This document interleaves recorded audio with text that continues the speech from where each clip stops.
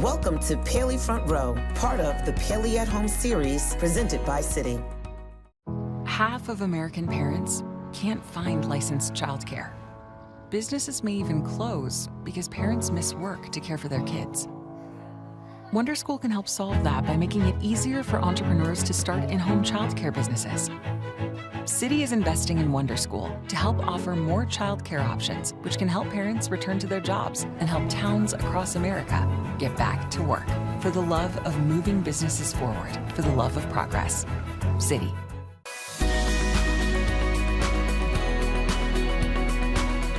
We have so much to talk about. I'm going to waste no time in getting into it because we have a large panel for you all tonight.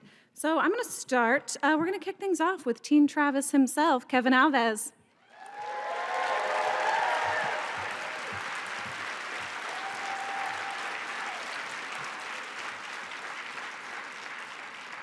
Next up, we've got Ben Scott, Stephen Krueger.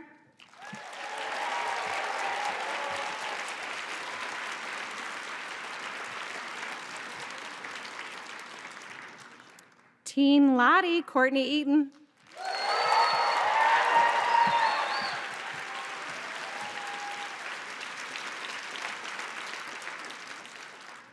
Teen Van, Liv Hewson.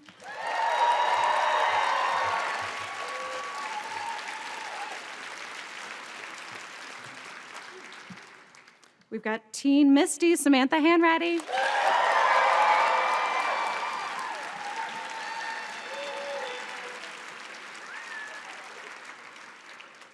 And our final teen, Teen Shauna, Sophie Nelisse.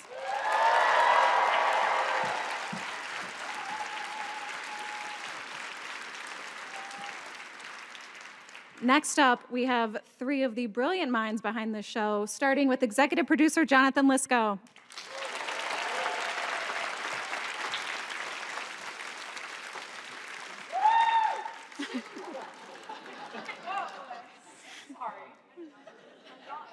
Next up, executive producer Bart Nickerson.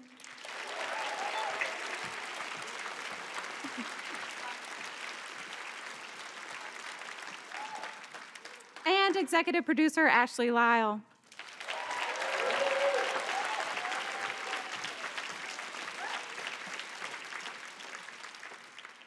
Moving to our present day cast, we have Jeff Sadecki, Warren Kole.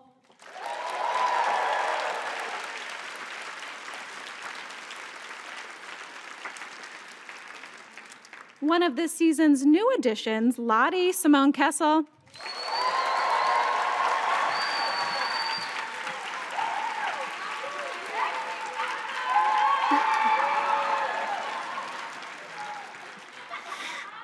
Another new addition, Van, Lauren Ambrose.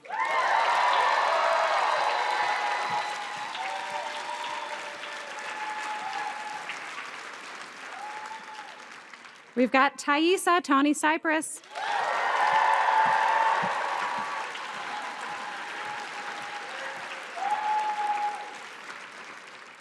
Misty herself, Christina Ricci.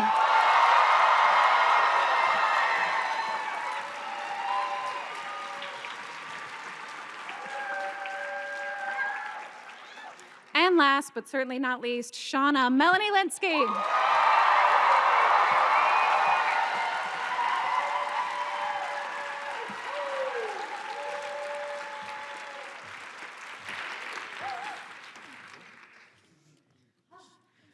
You guys. Sorry, I'm loud too. I was not prepared for that.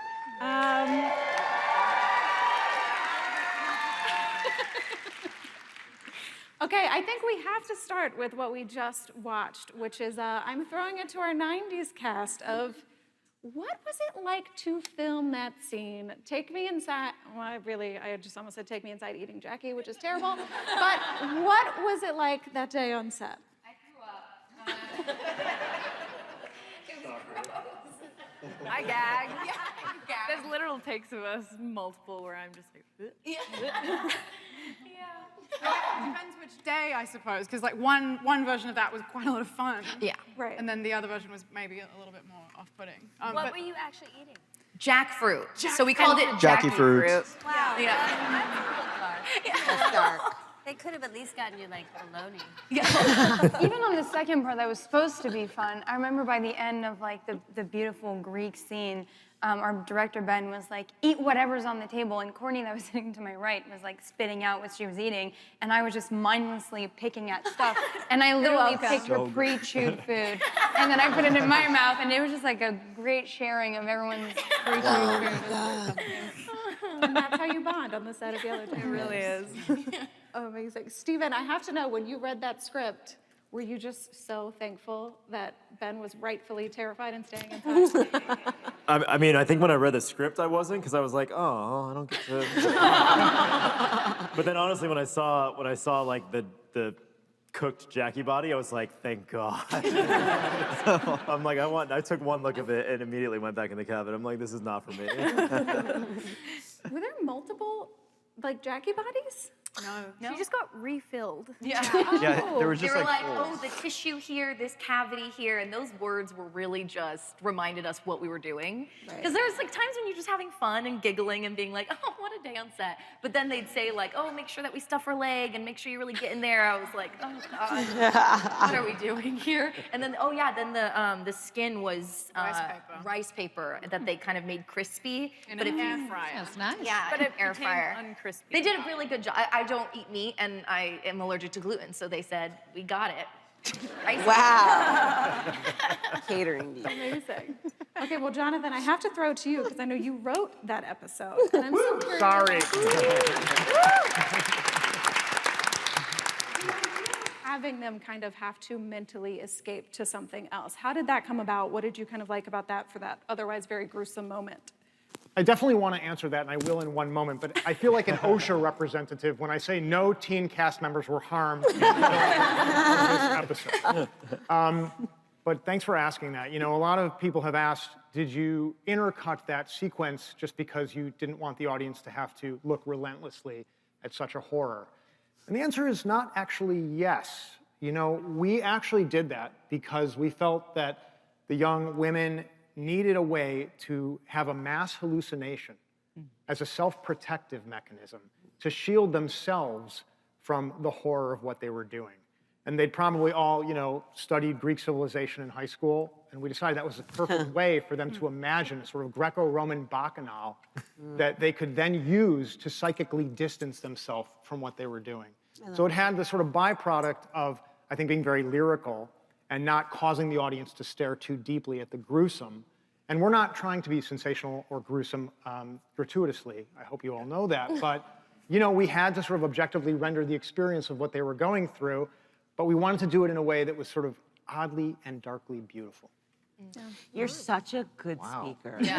Like literally every time I hear you speak at one of these things, I'm like, he's so smart. Yeah, I specifically asked that he answer questions late. Because now the bar is I didn't get that memo, I'm sorry. I noticed something just because just was a fan of the show, so I watch it like a fan of the show.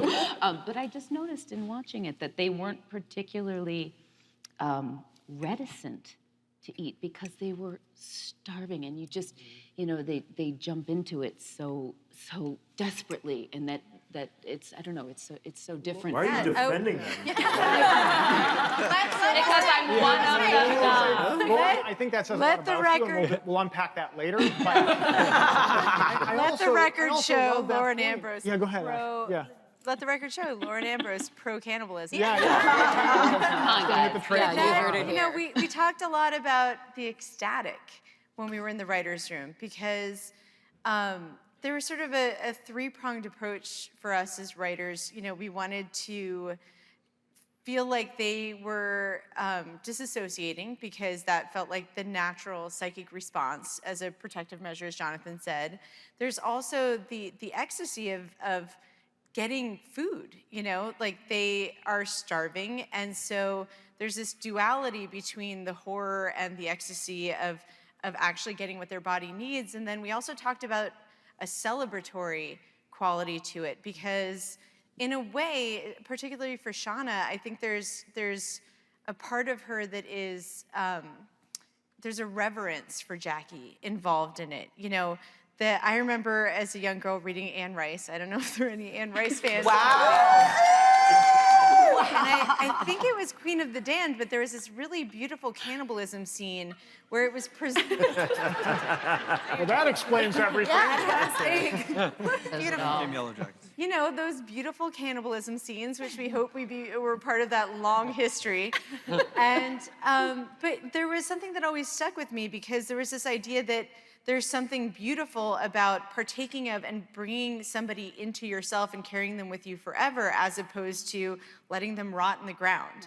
And I think that was something we talked about a lot in the writer's room, because in a way they are honoring Jackie and also eating her. So there's a lot going on there. Yeah, there's a lot of like logic that comes into it too. I mean, when they were like, no, when Shauna was said you can't have her jacket, I was like, girl, that's dumb. Like, you need a jacket. It's winter. Me too. I feel like that's what this show does to you.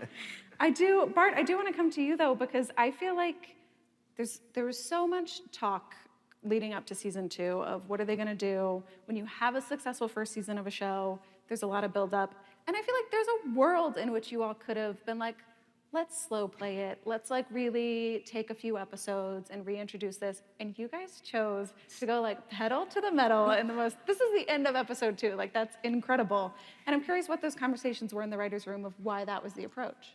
Yeah, I mean, I think that like a lot of the conversations in the writers' room, and a bunch of the writers are here, right? Like, you guys should stand up.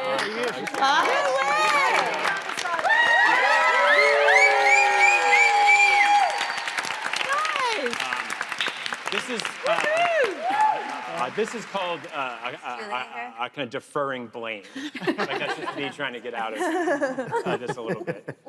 You know, like, I think that like a lot of the conversations are sort of like, you know, they're long and drawn out, but then once you have the right idea, there is this like sort of gleeful kind of excitement. And as we were kind of laying out the season in kind of my memory, the decision to sort of do it very kind of early, and then as we were kind of breaking the second episode, the decision to put it in that it wasn't this like, you know, like taking a step back and like thinking about, oh, this is really going to sort of like throw people off, or, you know, like people wanted it so much, let's like really give it to them.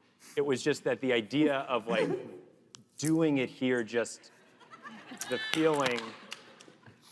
Okay. I laughed. Are you undermining me again? You said this funny, and my mic Every picked it panel. up really good. I'm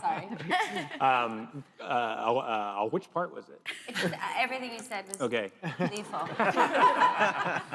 I will not be deterred.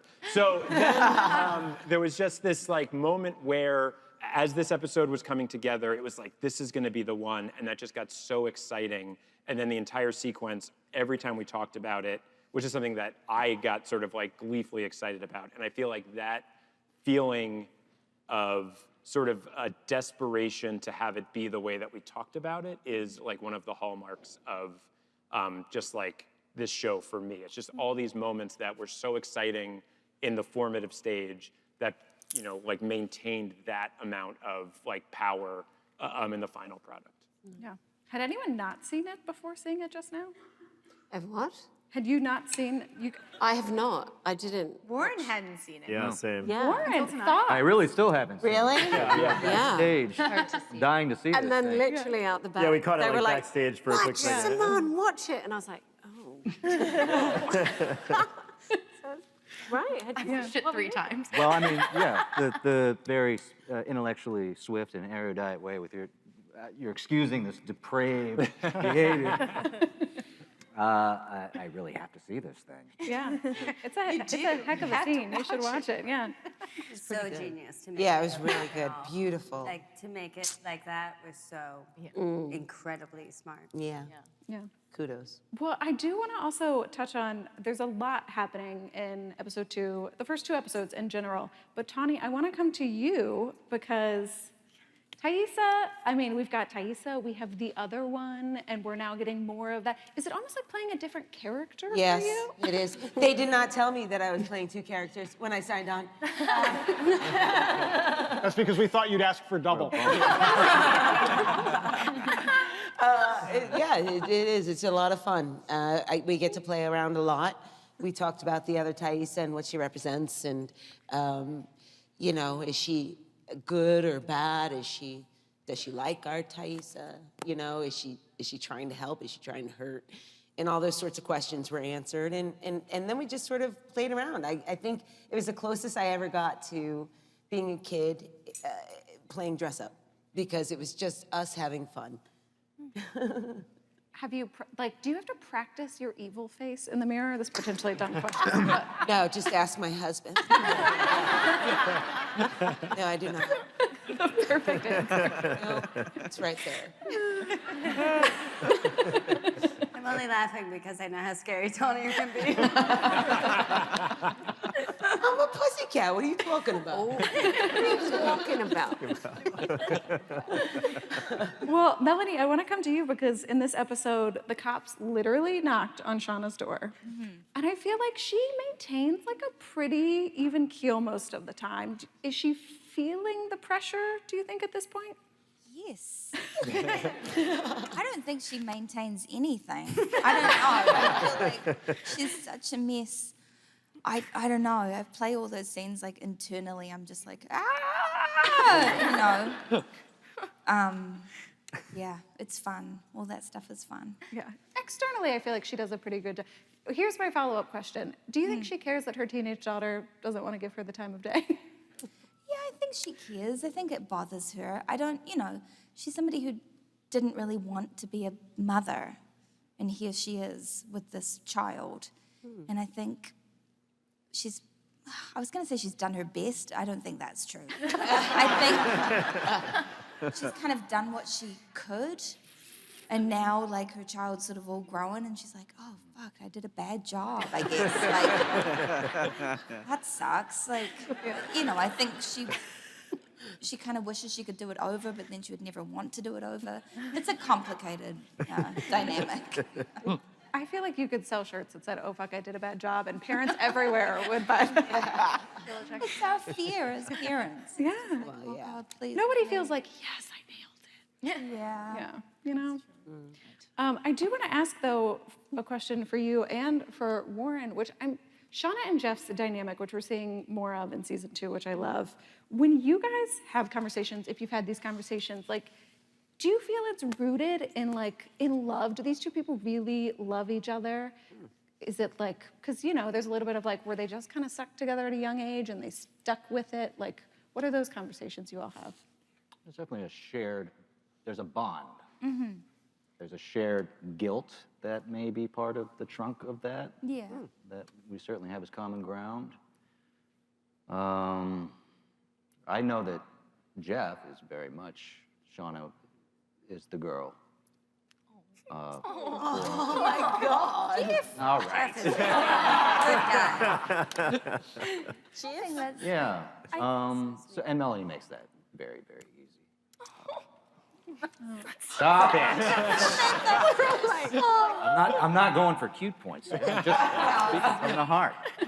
Christina, I want to come to you because in episode 2, we got a letter, right, from Walter, and we're kind of starting to see the dynamic between these characters. But what has it been like for you to work with Elijah? What do you feel like Walter brings out in Misty? It's been so fun to work with Elijah. I mean, he's so talented. He's so funny as Walter. He's such a wonderful scene partner. We worked together when we were 15 years old, and then, you know, I'm 43 now, so, you know, it's been a while.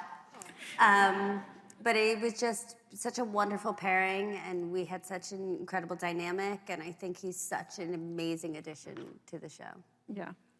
Well, speaking of amazing additions to the show, thanks for that segue. You're welcome. Well, I actually want to start. I want to go to our writers, which is, I know that like Van surviving was not always a given. At what point did you all kind of decide?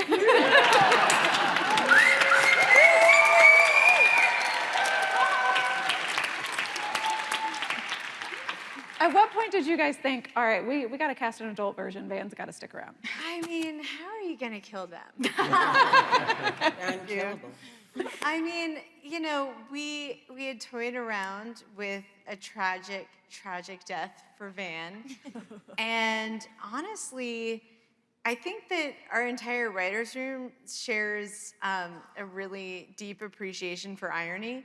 So when we started to realize that Van was just cheating death over and over again, we were like, well, that's a lot more fun. And yeah, I think that we also got very invested in the Ty-Van relationship.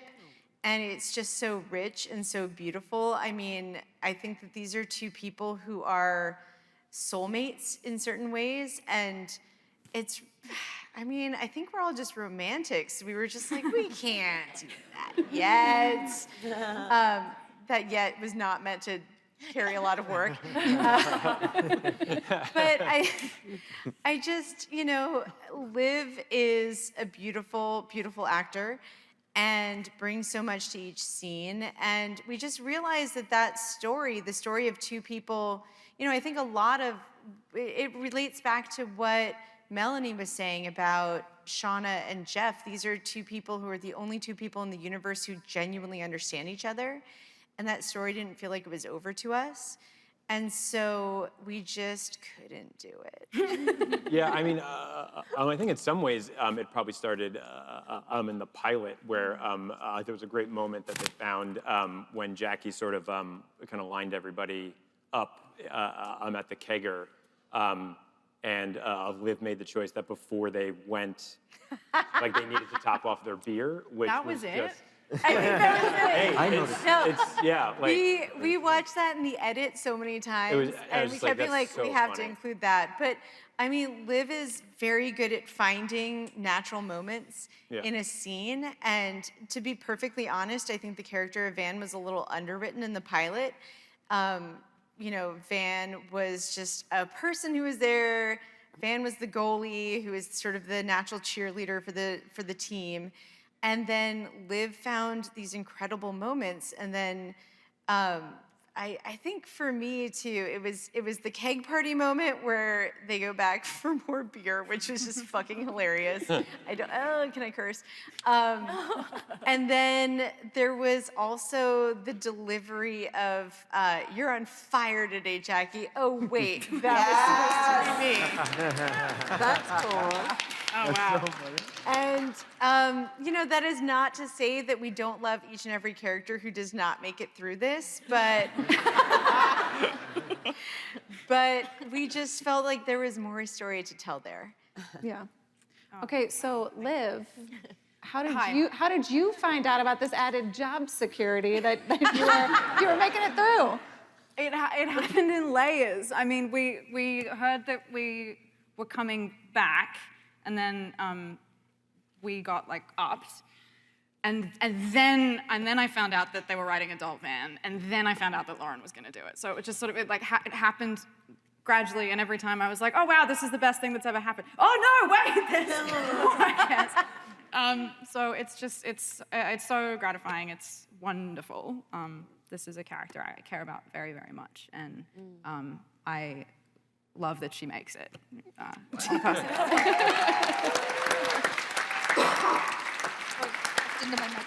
Lauren, I know you were a fan of the show. Had you actually let yourself think, oh, I could be Van? Had you gone that far?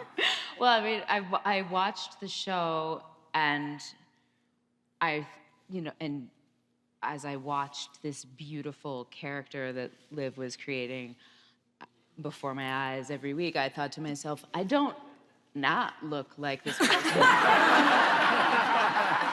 I mean, and then I got a call. So.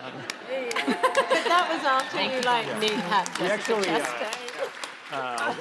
We actually joked that you were drafted.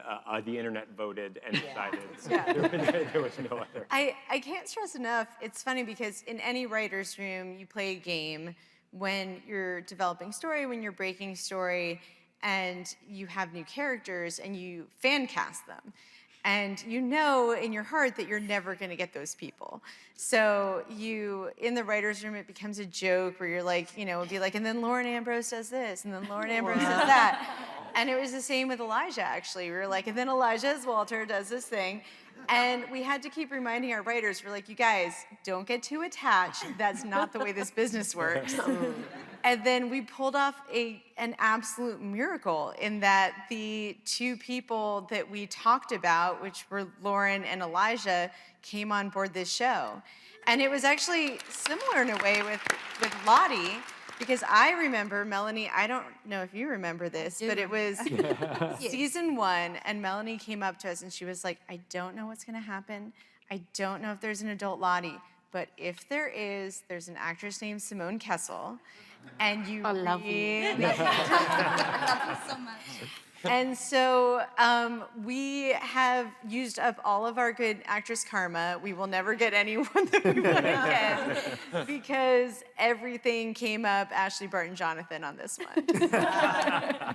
Well, Simone, I do want to go to you because you didn't have a similar experience to Lauren in terms of like being knowing the show.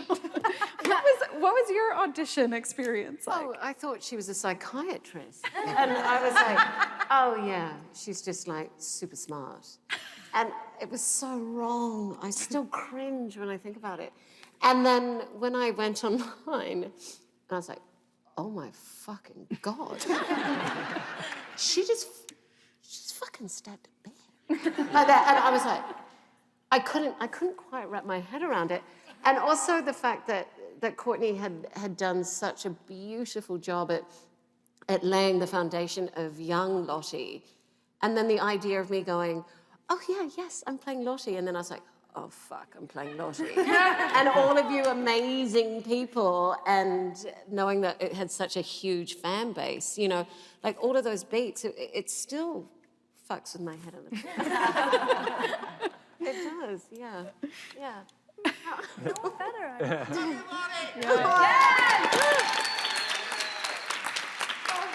It's all her. Oh, you're lovely. Thank you very much. Courtney, how did you find out about Simone's casting? I heard through talking to Bart and Ashley about Melanie mentioning Simone. So I knew it was kind of in the works for a while between shooting and then I got an email one day that Simone Kessell. Yeah, and it's the best decision ever. I love her. Yes. We're kind of very similar. We are. We're a bit dorky and a bit big in our body. Flopsy. We're like a bit silly, and so it's quite lovely. And Marty, yes, from Aotearoa, New Zealand, and our ancestry is very similar, so kudos to the producers and the writers for acknowledging the fact that our ancestry is from New Zealand. And it makes me incredibly proud. But when I see her, yeah, her work is so beautiful, so beautiful. And when I look at her, I see myself. So that's lovely casting. Thank you. Yeah. Okay, well, I do want to touch on a couple of the things that happened at the end of episode 2 and where they might be going. Kevin, I want to come to you because Travis, really, I feel like this guy is just getting, like, he really thinks Javi's dead. Lottie's over here like, no, he's not. Like, how is he faring? Does he feel like he's kind of stuck between, well, Natalie and Lottie, but a lot of things?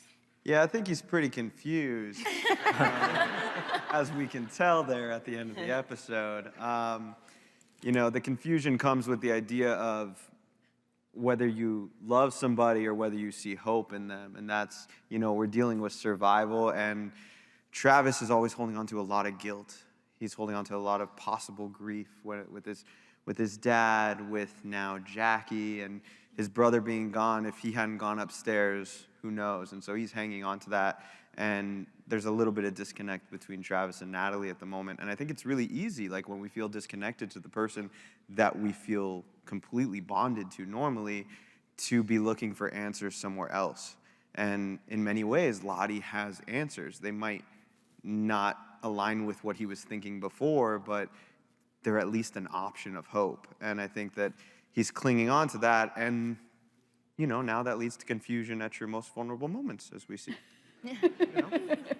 Do we think Travis and Ben sometimes just like huddle up and are like, debriefing? Are you talking about like on screen or off? On screen. Maybe off. We debrief all the time we off debrief screen. constantly. No, I think on screen, I don't know if they've had a conversation about you know what since that one scene. I think it was awkward enough for them. You're welcome. Didn't want another baby out there.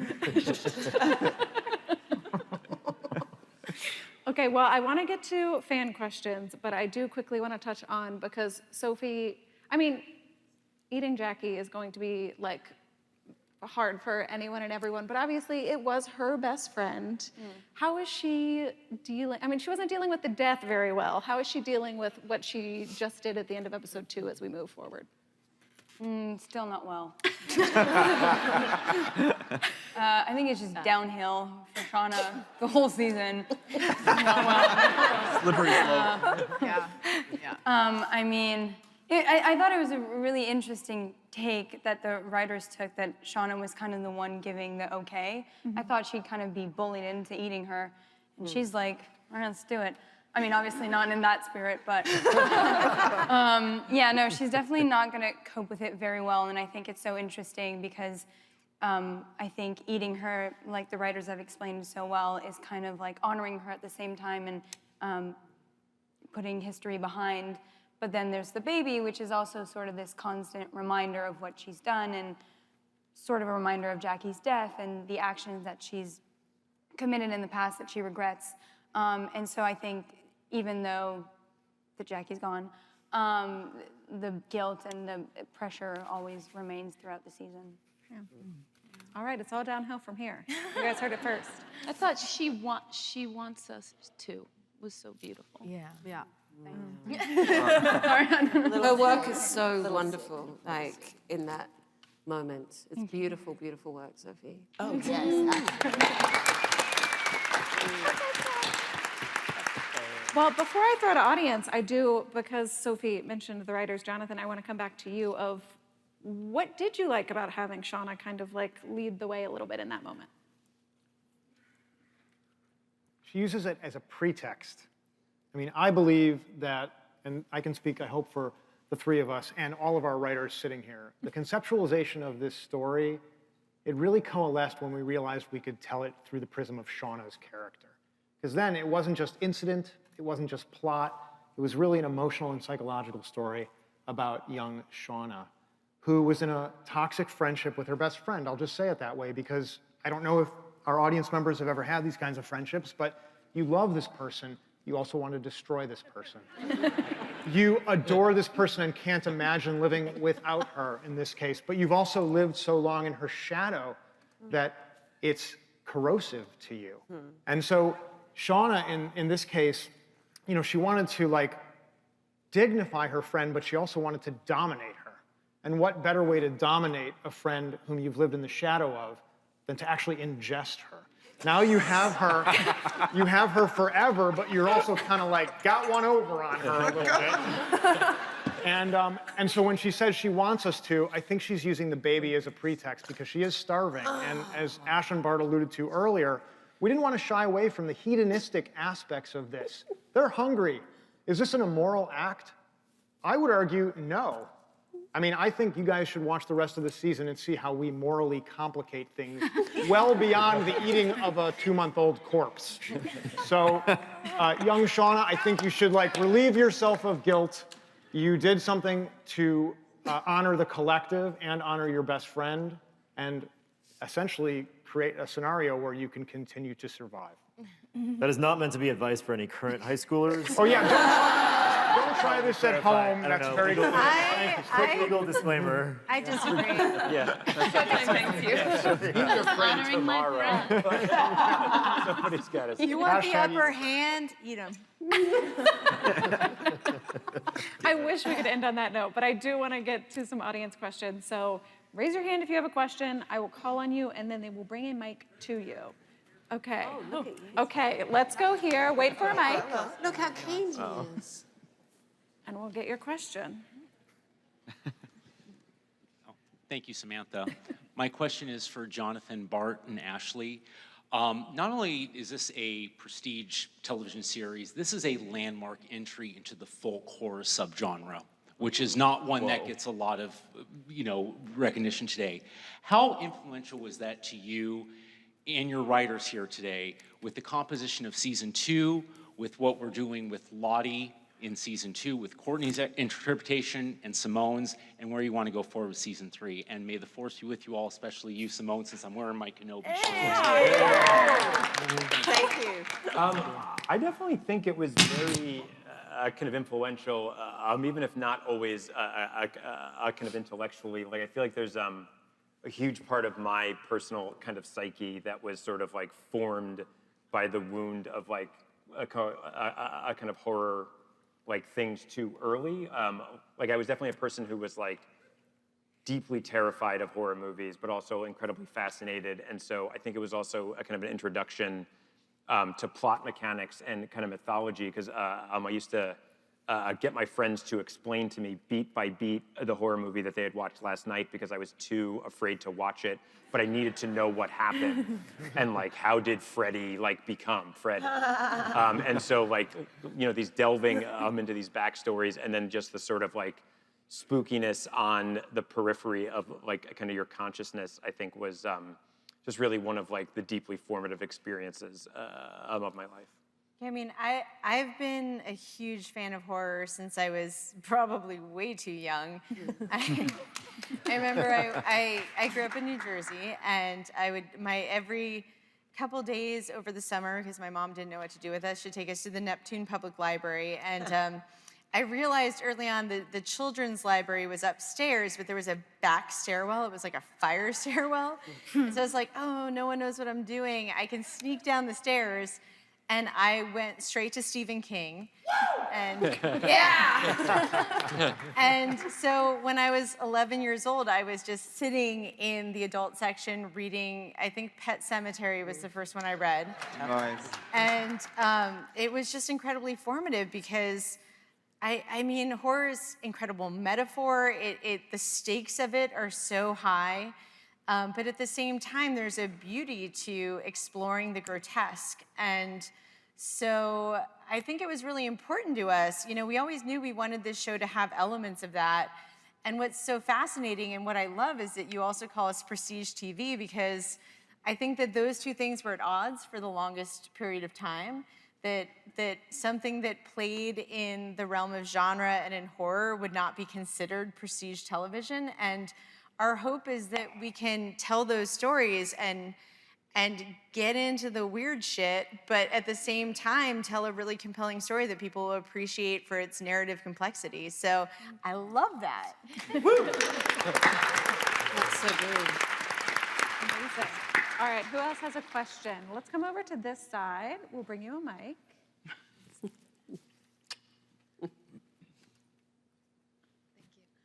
My question is for Christina.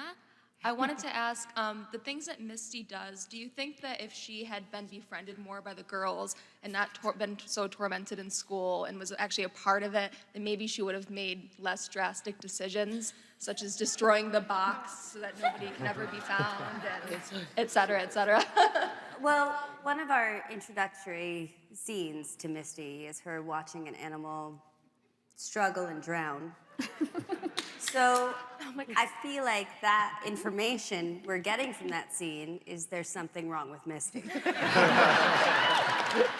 one of the things that I love about how they write her is that she still has this, even after she's 43 years old, or however old she is, I'm 43.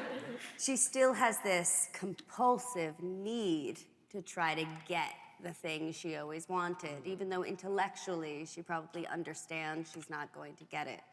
So, and what I love is that they write this desire, this compulsion. She almost gets in there, and then she gets shunned again because she does something terrible.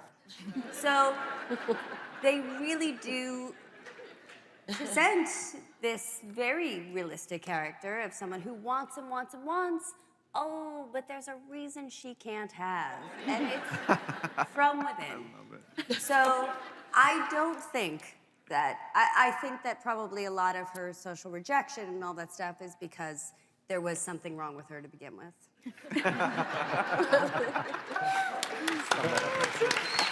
It's great.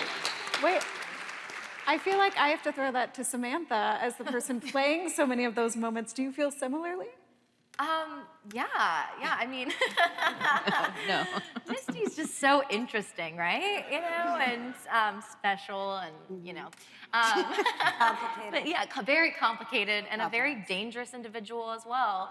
And I think that she is somebody who takes any opportunity she can to get what she wants. And like Christina said, I think there's a character default in her, and she's very flawed, and I understand why maybe some people don't want to be friends with her. I just think she needs therapy, you know what I mean? Like a lot of therapy. A lot of therapy. She'd be great. All right, who else? Okay, let's go. I feel like I haven't done middle. Let's go to this gentleman right here. If we can bring him a mic. Oh, or up there, that works too. I'm just wondering, is there anything you can tell us about the man with no eyes? Absolutely not. Next question.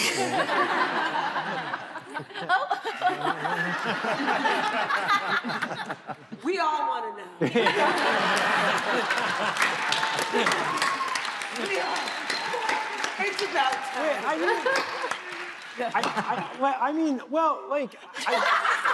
Hold on.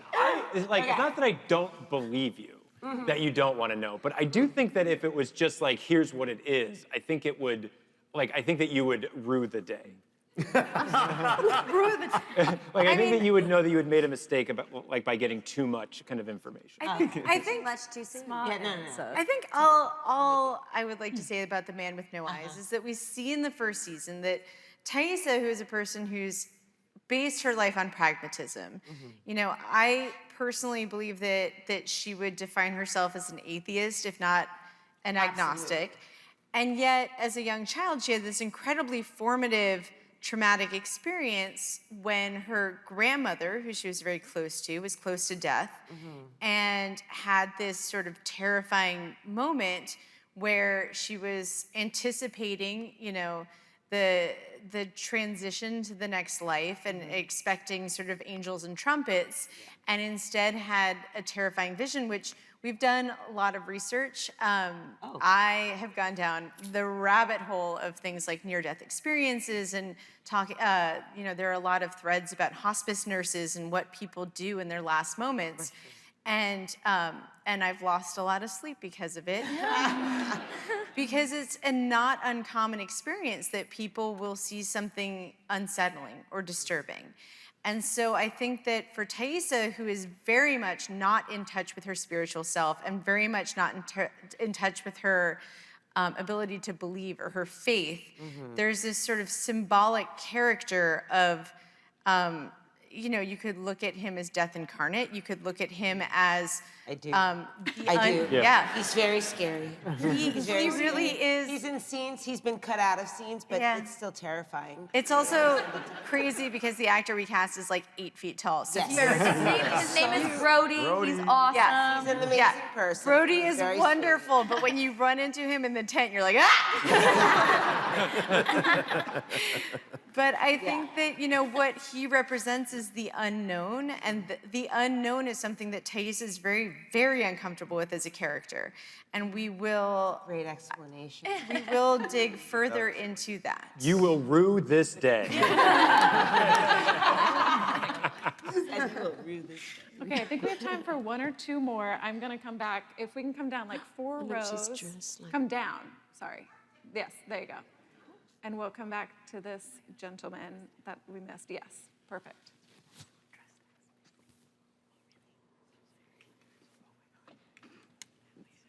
Hi. Whoa, sorry. The similarities between the young and adult versions of the characters are so nuanced, like way beyond just like physical resemblance. And I was just wondering, like, what, like, as actors, like, what the collaboration process is like to like cement those similarities, Or like, is it different when there's like a newer cast member added to an existing teen cast member? Great question. It's funny. Samantha and I did nothing. I was about to say, we just talked about this, about how like it's kind of a boring answer for us because it's like, you know, we bonded as friends, but that was kind of the extent of it. It was like, she's crazy, right? Yeah, she is. Yeah. Should we talk about what's her diagnosis? Okay, so we kind of talked about that. But like the little things that people pick up that they're like, you guys must have talked about how you pushed up the glasses. I boiled the glasses thing down to that we were both child actresses, and we were taught to touch our faces with as little fingers as possible. So you would naturally touch the glasses up with one finger because we were taught to not touch our faces ever. Yes. But I don't know how else. I love that though, because I didn't even know that, but you analyzed it perfectly, and that makes sense. That does. Yeah, I think it really varies. Yeah, but it varies in like cool and interesting ways that are specific to the relationship and specific to the characters we play, which is kind of fun. Yeah. I think we all connected with our younger selves through this show. It's been amazing. I feel like a teenager again. My teenager's not here.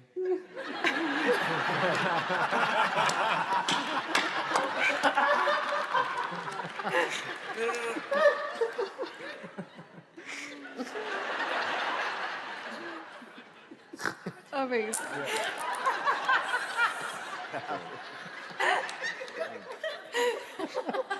Why are they open all the time? They're open all the time. Why are they open all the time? All the time. No one needs to hear me snore. It was It was me. Apologies.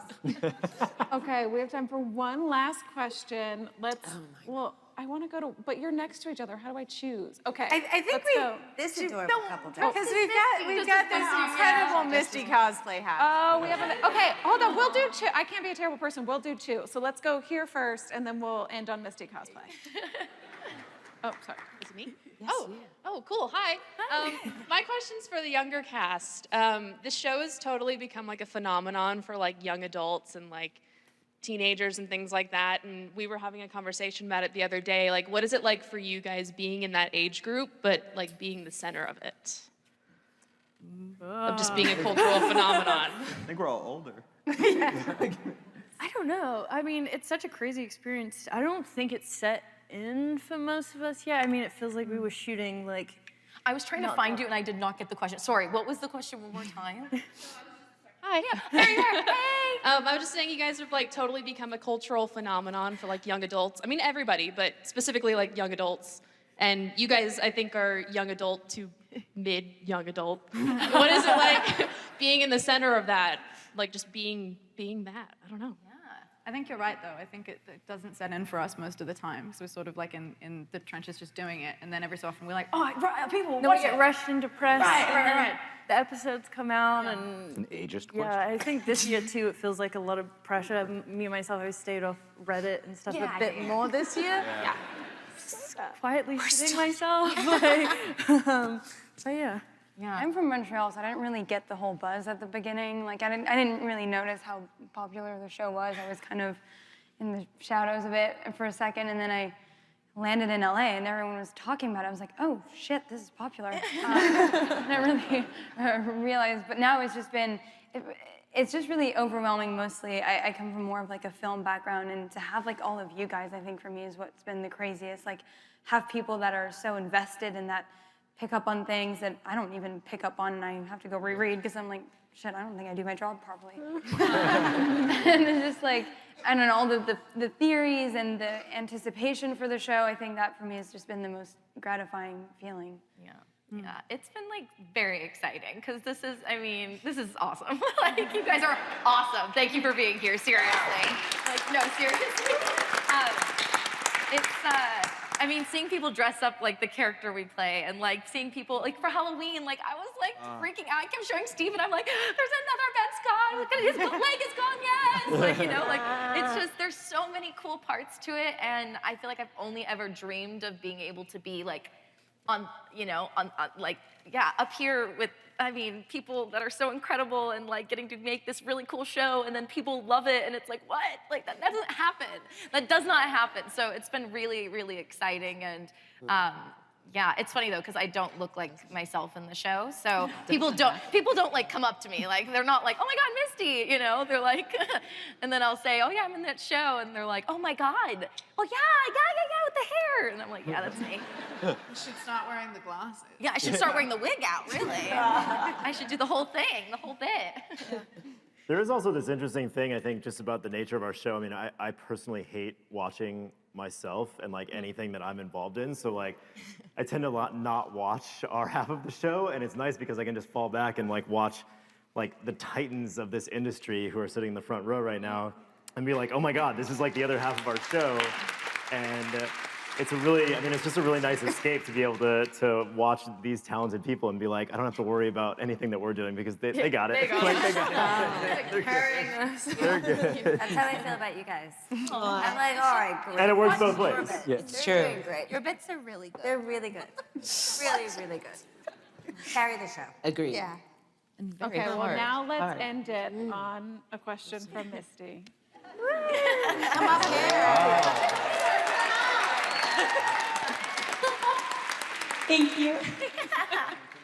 On the way here, we were listening to our favorite podcasters, Mallory Rubin and Joanna Robinson on the Prestige TV podcast, doing their recap deep dive of this episode.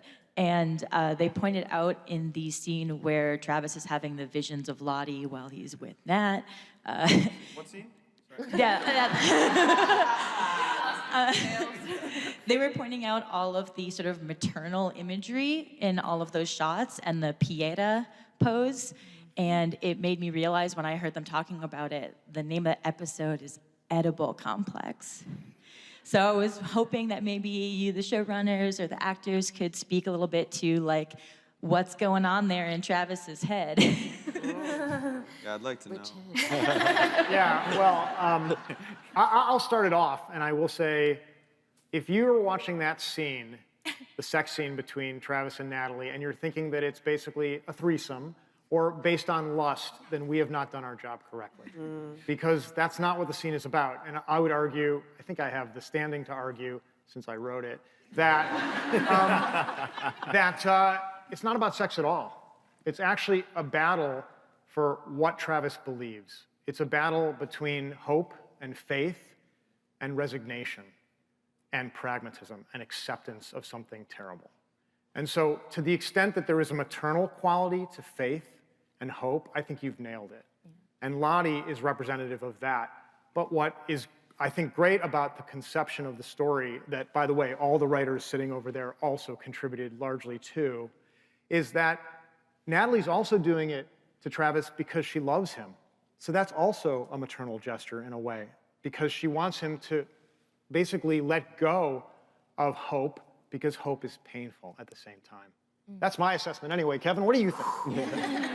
Yeah, no, I fully agree. I believe when we were shooting it, a lot of the conversations with Ben had nothing to do with sex. Nothing. It all had to do with the distraction that is what is happening in his mind, and where those moments were coming from, and how all it took was that his eyes never really could land on Natalie. He never really, there's not a moment in that scene except for right at the beginning where he actually looks at her in the eyes. He's moving and he's somewhere else completely. And yeah, I believe it was really important for us with all the images that we were putting in the middle of it, at least when we were kind of choreographing those moments. We always wanted to feel like Travis was almost surrendering himself to Lottie in the sense of like allowing himself to be held. To, you know, it wasn't about this like very toxic masculine energy that he always has. It was about something on the complete opposite side of the spectrum. And yeah, it always felt, at least in our minds while creating it, that it was a motherly kind of caring side to Lottie in his brain, and that's just because she's on this pedestal that he's holding her on. Well, back at you, because if you hadn't played it so beautifully and vulnerably, I don't think that would have come across. I love that.